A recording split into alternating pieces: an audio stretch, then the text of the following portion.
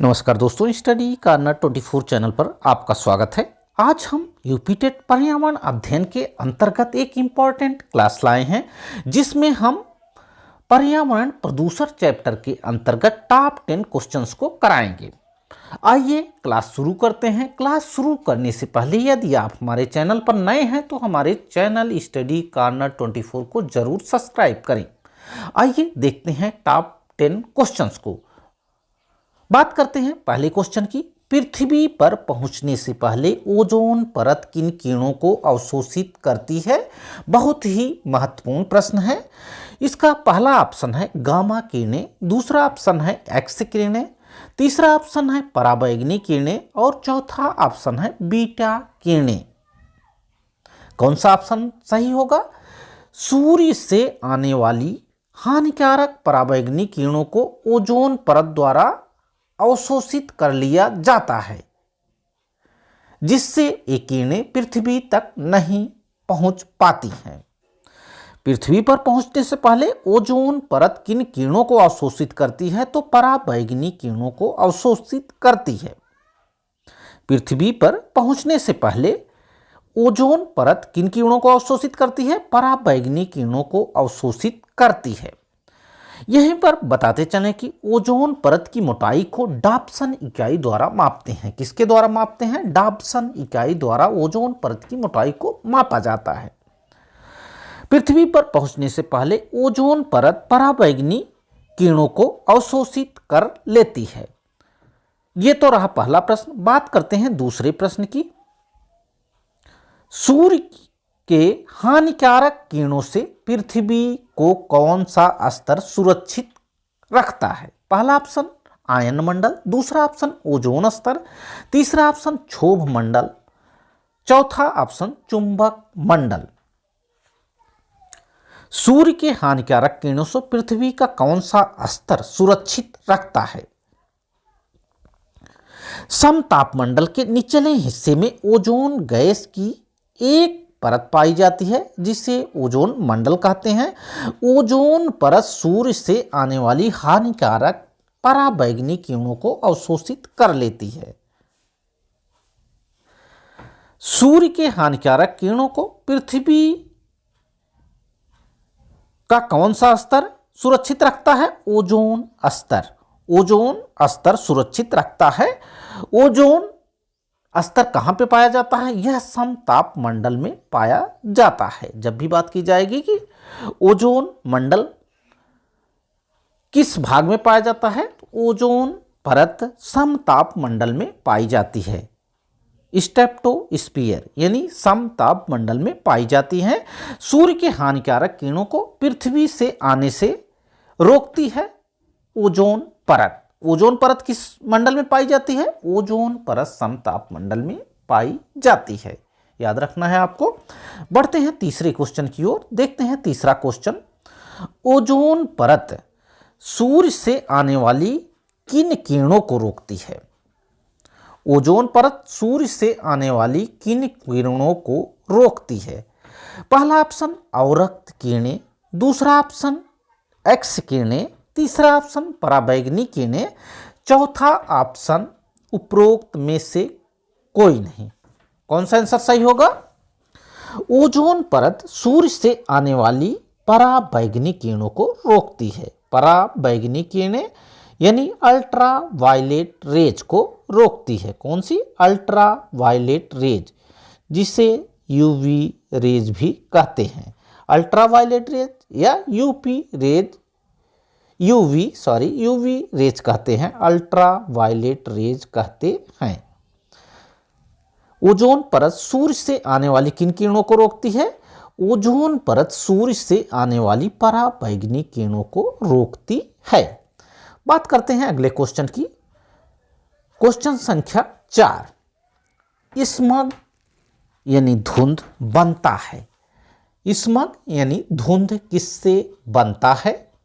पहला ऑप्शन धुएं तथा कोहरे से, दूसरा ऑप्शन वाष्प के संघनन से, तीसरा ऑप्शन कोहरा तथा NO2 से, चौथा ऑप्शन धुएं तथा कार्बन डाइऑक्साइड से। कौन सा आंसर सही होगा? स्मॉग यानी धुंध धुएं तथा कोहरे से बनता है। किससे बनता है? धुएं तथा कोहरे से बनता है। इसका पहला वाला ऑप्शन सही होगा। स्मॉग किससे बनता है? धुएं तथा कोहरे से बनता है। जब कोहरे का संपर्क कारखानों की चिमनियों से निकले गंधक से हो जाता है तथा कोहरा जहरीला एवं जानलेवा हो जाता है, तो इस तरह के जहरीले कोहरे को धूम कोहरा यानी स्मग या काला कोहरा कहते हैं। क्या कहते हैं? स्मग या काला कोहरा कहते हैं। स्मग वायु प्रदूषण की अवस्था है जो धुएं एवं कोहरे से निर्मित होती है। किससे निर्मित होती है?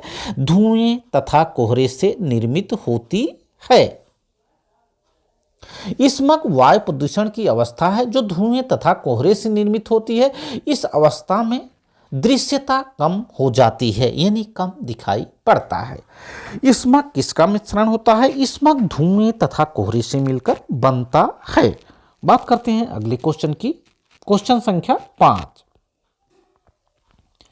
निम्नलिखित में से कौन सा ऊर्जा का स्रोत कभी पर्यावरण प्रदूषण नहीं करता है? निम्नलिखित में से कौन सा ऊर्जा का स्रोत कभी पर्यावरण प्रदूषण नहीं करता है? पहला ऑप्शन नाभिकीय ऊर्जा, दूसरा ऑप्शन सौर ऊर्जा, तीसरा ऑप्शन कोयला, चौथा ऑप्शन पेट्रोलियम। कौन सा आंसर सही होगा? सौर ऊर्जा। सौर ऊर्जा इसका आंसर सही होगा। सूर्य ऊर्जा का प्रमुख स्रोत है। इससे किसी प्रकार का पर्यावरणीय प्रदूषण नहीं होता है। सूर्य ऊर्जा का प्रमुख स्रोत है। इससे किसी प्रकार के पर्यावरणीय प्रदूषण नहीं होता है। बाकी नाभिकीय ऊर्जा हो या कोयला हो या पेट्रोलियम हो, सबसे प्रदूषण होता है, लेकिन सूर्य से कोई पर्यावरणीय प्रदूषण नहीं होता है। बढ़ते हैं अगले क्वेश्चन की ओर, देखते हैं क्वेश्चन संख्या 6। ओजोन परत की मोटाई नापने की इकाई है। पहला ऑप्शन डेसिबल, दूसरा ऑप्शन डाप्सन, तीसरा ऑप्शन पास्कल, चौथा ऑप्शन वेबर।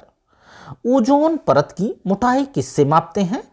ओजोन परत मापने की इकाई डाप्सन है। ओजोन परत नापने की इकाई क्या है? डाप्सन द्वारा ओजोन परत की मोटाई को मापते हैं। जबकि डेसिबल द्वारा ध्वनि मापी जाती है। डेसिबल द्वारा क्या मापी जाती है? ध्वनि मापी जाती है। डाप्सन ओजोन परत की मोटाई नापने की इकाई है। डाप्सन द्वारा ओजोन परत की मोटाई मापी जाती है। बढ़ते हैं अगले क्वेश्चन की ओर। क्वेश्चन संख्या 7। वायु प्रदूषण सूचक के रूप में निम्नलिखित में से कौन काम आता है? प्रश्न एक बार पुनः सुने।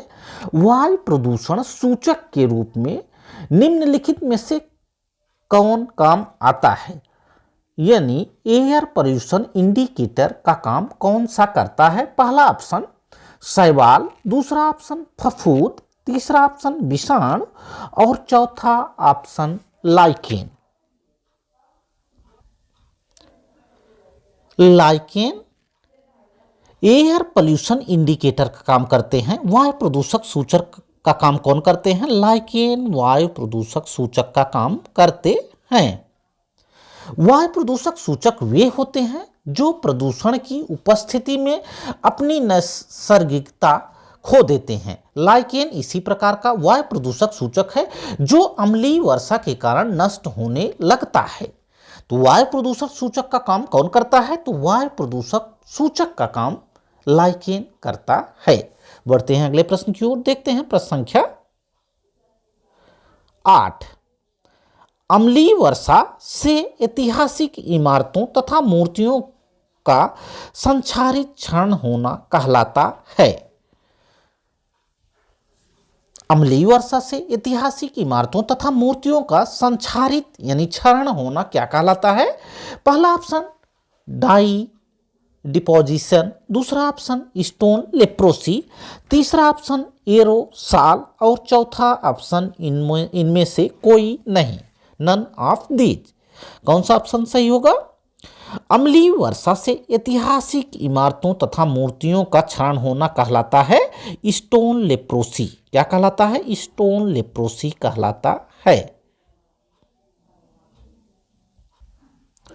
अम्लीय वर्षा के प्रभाव से ऐतिहासिक इमारतों तथा मूर्तियों के क्षरण को स्टोन लेप्रोसी कहा जाता है। अम्लीय वर्षा के लिए सल्फर डाइऑक्साइड यानी SO2 तथा नाइट्रोजन ऑक्साइड NO2 SO2 और NO2 मुख्य रूप से उत्तरदायी हैं। वर्तमान में स्टोन लेप्रोसी का शिकार आगरा का ताजमहल हुआ है। स्टोन लेप्रोसी का शिकार कौन हुआ है? स्टोन लेप्रोसी का शिकार आगरा का ताजमहल वर्तमान में हुआ है। अम्लीय वर्षा के प्रभाव से ऐतिहासिक इमारतों तथा मूर्तियों के क्षरण को स्टोन लेप्रोसी कहा जाता है। अम्लीय वर्षा के लिए सल्फर डाइऑक्साइड तथा नाइट्रोजन ऑक्साइड NO2 मुख्य रूप से उत्तरदायी हैं। वर्तमान में स्टोन लेप्रोसी का शिकार आगरा का ताजमहल हुआ है। तो अम्लीय वर्षा से ऐतिहासिक इमारतों तथा मूर्तियों का क्षरण होना क्या कहलाता है? स्टोन लेप्रोसी कहलाता है। बढ़ते हैं अगले प्रश्न की ओर, देखते हैं प्रश्न संख्या 9। दम घोंटू गैस किसे कहा जाता है? बहुत ही महत्वपूर्ण प्रश्न, यह कई बार पूछा गया है। टीईटी के अलावा अन्य एग्जाम्स में भी यह प्रश्न पूछा जाता है। दम घोंटू गैस के नाम से किसे जाना जाता है या दम घोंटू गैस किसे कहते हैं? पहला ऑप्शन कार्बन मोनोऑक्साइड, दूसरा ऑप्शन कार्बन डाइऑक्साइड, तीसरा ऑप्शन SO2, चौथा ऑप्शन इनमें से कोई नहीं। कौन सा ऑप्शन सही होगा? दम घोंटू गैस किसे कहते हैं? दम घोंटू गैस कार्बन मोनोऑक्साइड को कहते हैं। किसे कहते हैं? कार्बन मोनोऑक्साइड को। कार्बन मोनोऑक्साइड को क्या कहते हैं? दम घोंटू गैस के नाम से जानते हैं। दम घोंटू गैस किसे कहा जाता है? दम घोंटू गैस कार्बन मोनोऑक्साइड को कहा जाता है।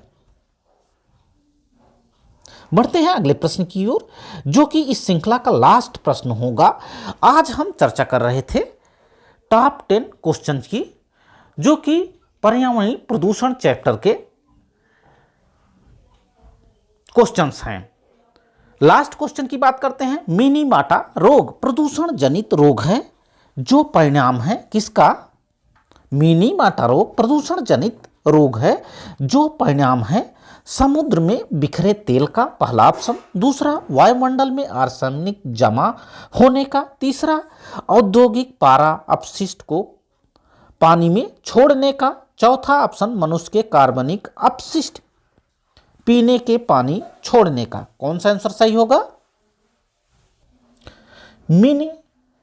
मिनीमाटा रोग शरीर में पारे की अधिकता के कारण होता है। यह पारा औद्योगिक इकाइयों द्वारा अपशिष्ट के रूप में पानी में मिल जाता है